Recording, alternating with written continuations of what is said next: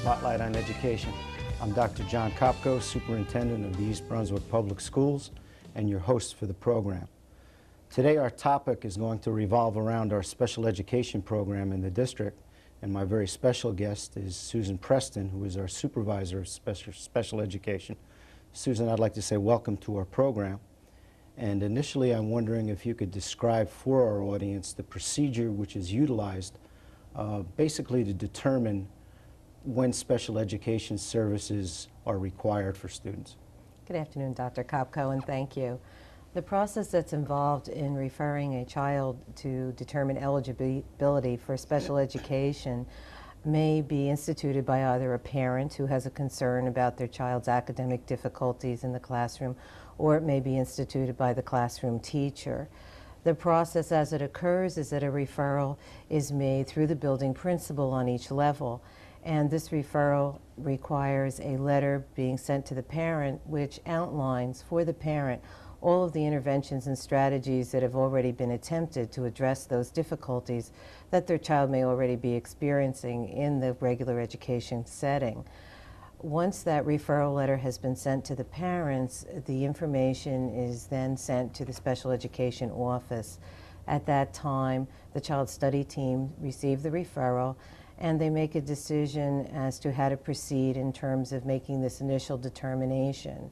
Each child study team has at least 3 members. There's a learning disability teacher consultant, a school psychologist, and a school social worker on the basic child study team. Whenever a student is referred that is of preschool age, a 3 or a 4-year-old student, that child study team also must include by law a speech and language specialist. The child study team will observe the child in their current regular education setting. They will discuss the child's academic progress with the classroom teacher, with the building principal, with the guidance counselor, with the student assistant specialist, with any one of the educators that may have some contact and some knowledge of that particular child. If after that observation and review of the academic information, it's determined that this child should be evaluated to decide if special education services are required, the child study team then develops what we call an evaluation plan. It is at this time that the parent is once again contacted by the child study team directly, and an outline is given to the parent on this plan of each evaluation that will occur for their child. The parent at that point must give permission for us to proceed in order to complete that evaluation. It is at that point that what we call our 90-day time frame begins in special ed law, and the entire process from the point of the initial signature for the parent on the evaluation plan will take a 90-day process. When the evaluations are completed, the child study team will contact the parents, and they will meet and they will review all of the evaluations, and they will also at that time discuss with the parents whether they think their child is eligible for special education services, and if so, which services the child should receive. At that time, they then develop what we call an individualized educational plan, and this plan develops and explains and includes the modifications and the strategies and all the interventions and the program that the child will receive for a 1-year period of time. In our own school district right here in East Brunswick, approximately how many students do we have who have been classified as being eligible for these services? Right now we have approximately 670 students that have been classified for special education services. In addition to that, we also have approximately 270 students that are also receiving speech and language services only. That is a classification under code, but those students are not in special education programs. They are only receiving the services of a speech and language therapist. I know that we offer really a variety of programs here in our school district and a variety of services as well. Could you tell us and describe for us what we offer at the elementary level? Sure. We begin on the elementary level at Warnsdorfer School offering a program for preschool youngsters who have been identified as needing special education services. We currently have 4 classes at Warnsdorfer School. These students are screened by the child study team, and it is determined that there are some developmental difficulties with that particular child and that they would benefit from an educational program that would give them instruction from a certified teacher of the handicap. In each of those classes, there's also an instructional aide, and we have a variety of related services that can be provided to those children depending on the needs that they experience. For example, we have occupational and physical therapy available for those students, and we also have speech and language therapy as it's determined is needed in their individual program. We also conduct groups for the parents, support groups, and talk to the parents about the needs and the development of those particular children and of that particular age group. When we move on into the elementary level, we have two other types of programs available to our students. We have self-contained classes in East Brunswick. Self-contained classes are small group instruction. They're staffed by a teacher of the handicap, and the purpose of this program is to provide modified instruction to students who are unable to receive the majority of their academic instruction in a regular educational setting. The nature of their disability is such that they need a variety of modifications and strategies and interventions and a specialized curriculum. In East Brunswick, we have classes for children that are classified as communication handicapped, neurologically impaired, perceptually impaired, and trainable mentally retarded. The other type of program we have available on the elementary level are resource room programs, and in our 8 elementary schools in East Brunswick, we have a resource room program in every one of those schools. Resource room programming has two purposes. Students can go to the resource room program, which is also staffed by a teacher of the handicap, and they can receive what we call support or supplemental instruction.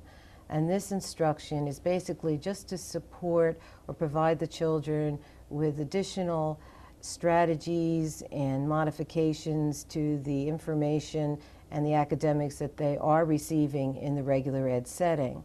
For example, a student is struggling with their science work in the regular ed science class, and they may come to the resource room teacher and she'll work on vocabulary or abstract concepts because that may be that child's particular difficulty. It may be that the student has difficulty with writing, and so the teacher will help that child do a book report that would be in support of a language activity in the regular classroom. The other type of resource room instruction that we offer is what we call replacement instruction. And this is instruction that takes place of language in the regular ed setting, or it takes the place of math, or it takes the place of, for example, study skills or reading on the elementary level.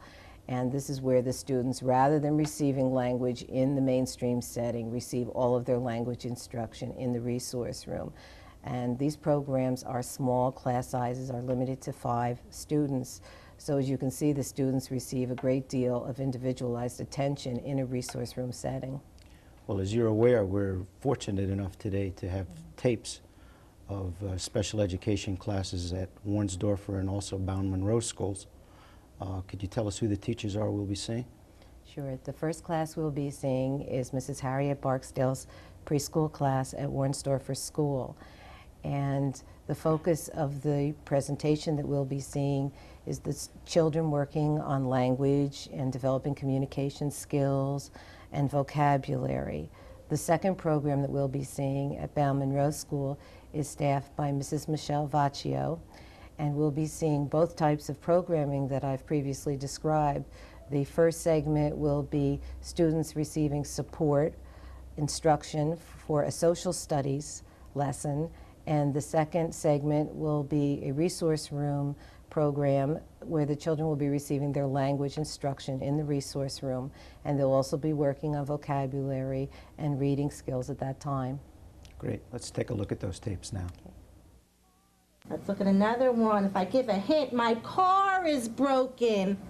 Who do I have to call? Police! Well, I might have to call the police, but who do I call next? What kind of a car is that, or a truck? I don't know. Remember what that's called? Nope. Pickup. pickup truck. A pickup truck or a tow truck? Here comes another one. We were busy yesterday making trucks that delivered things to the store. Mail. We talked about mail trucks, but what was this one? Soda. A soda truck. Why did you think it was a soda truck? Because it's red. Because it was red and white. What about this one? Mail A truck. mail truck. Let's look again. Now we're going for the things that go up in the sky. And something that P. Mooney used was his Yeah. What? a rocket ship. What did he call it in the story? His high what? High flyer. His high That's why flyer. I have holes. Here's his rocket. Here is the Helicopter. helicopter. And Anthony, can you tell me this one? Airplane. An airplane. Those are our different kinds of transportation. When you were still out in the buses or maybe waiting in the all-purpose room, I put all of those little things that we use for transportation in a cup. All different things in a cup, and there's even one for me. Take them out and put them in front of you. Wow. And hopefully you'll have, Michael, it's time to listen, please. Put them all in front of you. In a line. See if you can put them in a line. I can do that. All right. Okay, I put them in the line. You have yours in a line? Line. All right. I got They that. can either lay flat on the table or Michael is standing some of his up. I want everybody to find something that moms and dads drive. So, Moms and dad drive them. What are they? Cars. Cars. Does daddy drive a truck? Drives a car. What color is your car? red, yellow. Yellow. What color is your car? Wait. What color is your car? Look at the car that you're holding, not the one that mom and dad drive, the one that you have in your hand.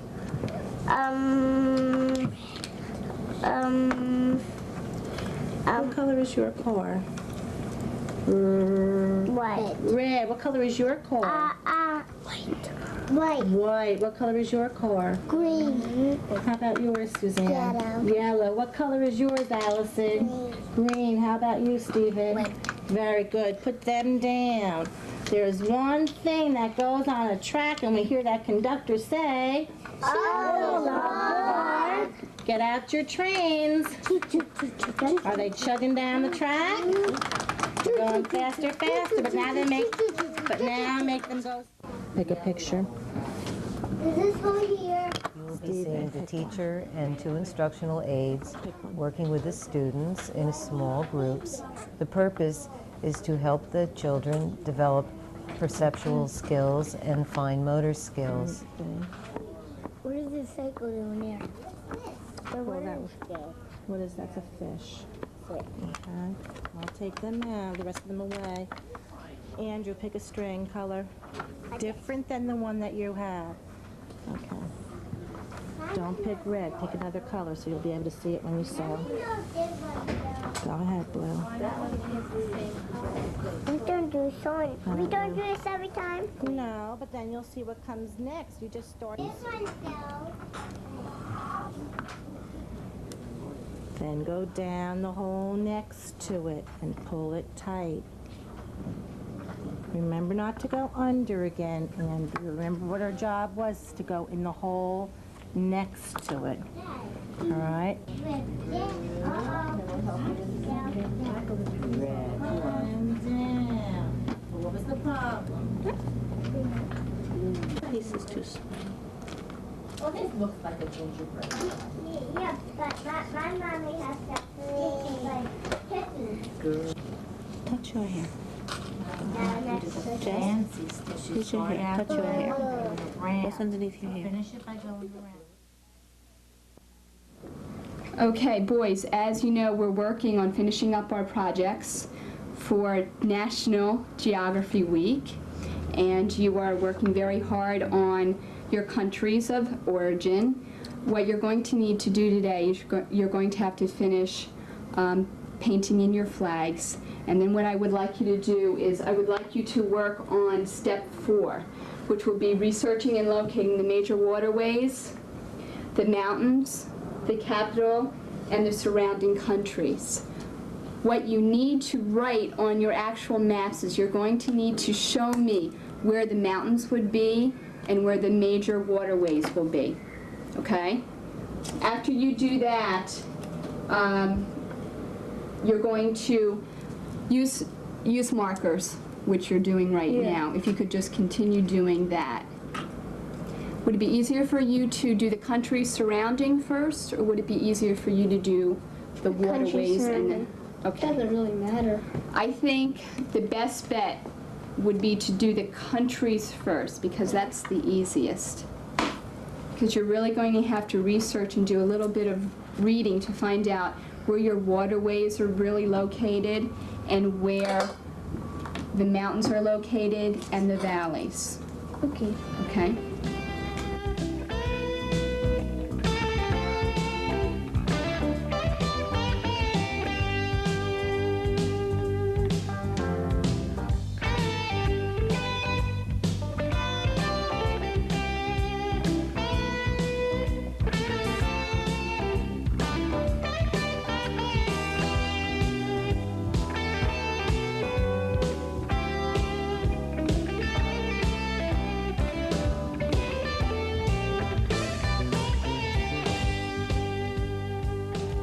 What we're going to be doing today is we're going to be doing a couple experiments, and we're going to be working with describing things. As you can see in front of you, you have some paper bags. Do you have any idea why those are there? No?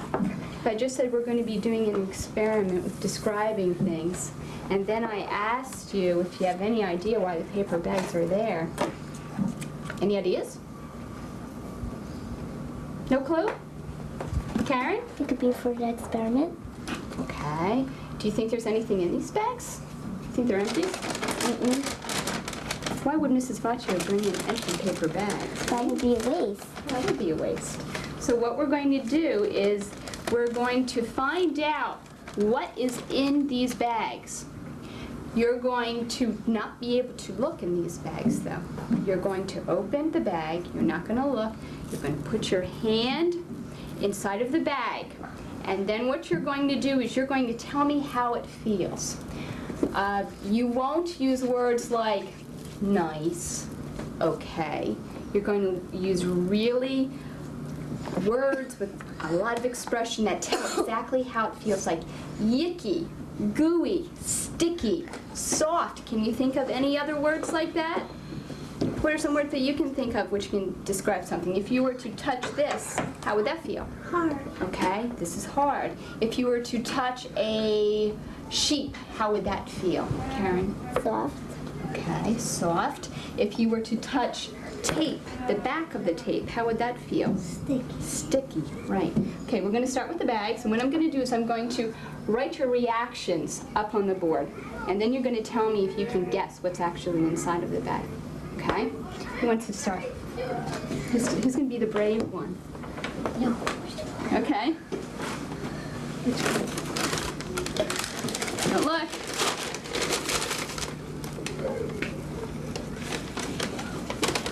Wet. Okay, this is wet. Okay.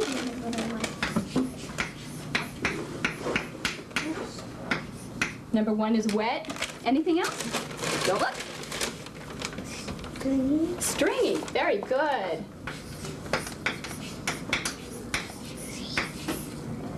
Anything else?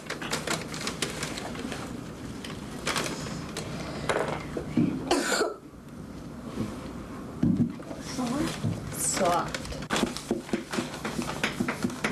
Okay. One feel.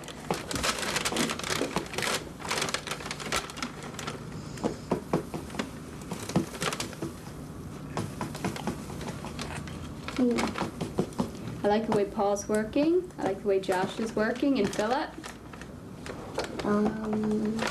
Okay, done. Stringy, maybe? What is that? String. Stringy. We have that up on the board. Any others?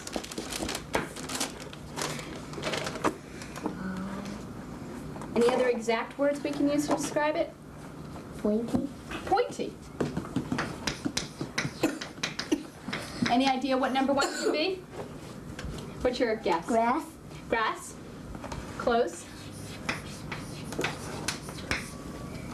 Kim? Parsley. Parsley?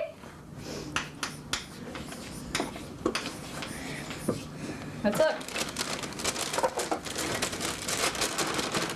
What is it? Is it parsley? You know what parsley looks like? Parsley? Yes, it is. Did you smell it? Did you get a whiff of it? No. It smells like parsley. You're right. Okay. That's correct. Susan, now let's focus on the other schools in the district. What do we offer at Hammarskjold, Churchill, and also East Brunswick High School? On the secondary level, we also have the option of resource rooms that are available to our students. And once again, this programming is replacement instruction, and it's small group instruction. There are no more than 5 students in the class at a time, and it is also staffed by a teacher of the handicap. On the secondary level, we are limited by law to only providing students with 3 periods of resource room instruction a day. We also have what we call departmentalized special education classes, and these programs are for students that have needs for more extensive modifications that can be made in a resource room program, which is in support of regular education instruction. And these students need more intensive strategies and interventions and a very specialized curriculum to address their educational goals and objectives. These students take at least 3 of their 5 academic subjects in the departmentalized special education program. We also have some of our students in out-of-district placements. Could you tell us why? Yes, according to special education law, we must always, when we initially place a student in special education and find them eligible for services, always take a look at the least restrictive environment, which means that typically when a student is classified, we place them in an in-district program and we provide them with modifications, interventions, strategies, whatever it is we feel that they need in terms of related services and supportive services to be successful. Sometimes what we can provide in-district is not enough for students depending on their handicapping condition, their disability, or their own particular educational needs. For example, if you are an emotionally disturbed student, you may need a more self-contained environment than we are able to provide in a public school setting. It may be very difficult for that student to interact with any peers outside of the classroom. And certainly our students in regular ed settings go to the cafeteria, they attend gym classes, they're in regular ed settings, and it may be too difficult for those students to handle that type of an educational program. Additionally, they may need daily counseling that could be either individual or group therapy. That's also very difficult for a school district to provide. Another group of students that may be served in out-of-district placements more frequently are students that are multiply handicapped. They may have a variety of disabilities. They may be severely orthopedically impaired, very cognitively impaired. They may need to use a variety of different communication devices in order to learn, and typically these students are more frequently served also in multiply handicapped programs in outside placements.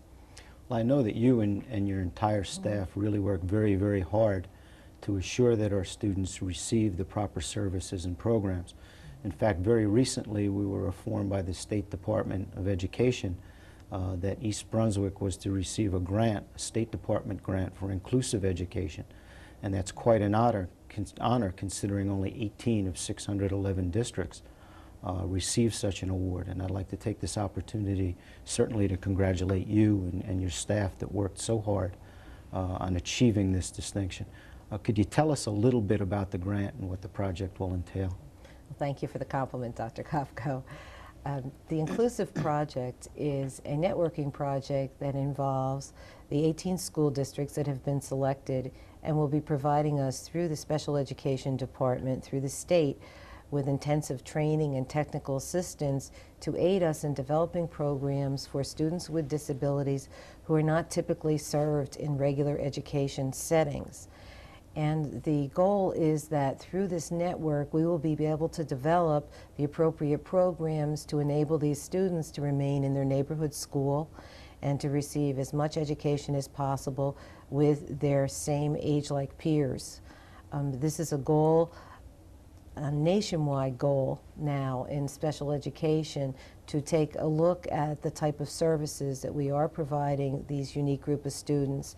We are focusing on, our project will be at Irwin School, and the children that we will be including at Irwin School will be hearing impaired children, some of whom who have been in out-of-district placements, and some students that we currently have identified that are a younger population, and we'll be providing our services and including them in regular education as much as possible. Well, Susan, I'd certainly like to say thank you for being here, and also thank you for providing our audience with, you know, really the wonderful work that our special education department is doing here in East Brunswick for the children in the community. To you, the audience, I'd like to say thank you for watching and invite you back again next month when our topic will be on business, technical, and computer education.